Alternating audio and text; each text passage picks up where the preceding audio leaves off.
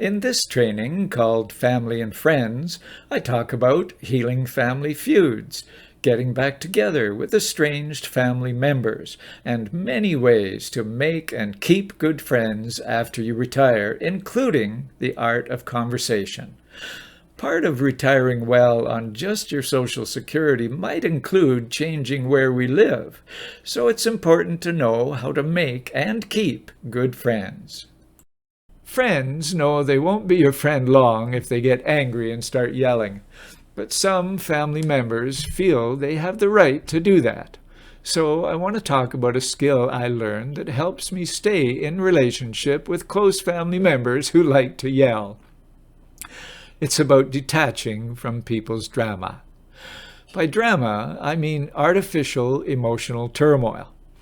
Some people create drama to get attention or to prove they're important, and they try very hard to enroll other people in their drama because then it validates their drama. It proves their drama is real and that it's important. But I find getting angry and emotional very tiring. I don't think it's a healthy thing to do, physically or mentally. So when a close family member is very upset, particularly if they're upset at me, I take one step back from the situation mentally. I have an image in my mind of my spirit taking just a small step back from my body and looking at the situation from there. So I'm outside the storm, so to speak. I'm the observer. It's important to understand I'm not detaching from them. I still love them, and I'm giving them 100% of my attention. I'm just detaching from their drama.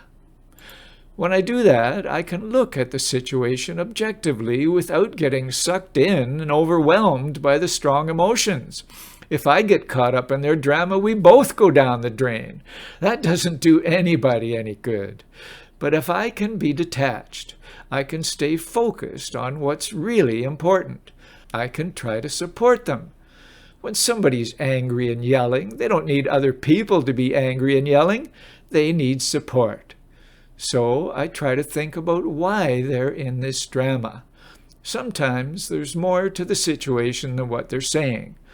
Are they feeling alone, not respected, that I don't love them? Whatever it is, I try to think of something, anything I could do to let them know that they're not alone, that I do love them and I want to support them. I think about what kind of support they would accept from me at this emotional time. Could I give them a gentle hug? Or would it be better if I just stayed calm, paid attention to what they're saying, and said something like, "I'm so sorry you're upset. What can I do?" I've found the tension always dissolves when I detach and remain calm. The other person sees they have my attention and that I'm not going to get upset, and they start to calm down too. If they're immature emotionally, they might get more upset when they see they can't make you upset. That happened to me one time. They didn't know what to do. They started marching around the house saying, "You don't love me, you don't love me," which of course was not true. And our relationship soon returned to normal. And they never tried to draw me into their drama again. So let's talk about the art of conversation. A good conversation leaves you feeling like you're a better person. It's good to approach every conversation with the idea that this conversation is going to be really interesting. Start by asking them questions. Remember, people like to be heard. The questions you ask depend on where you are.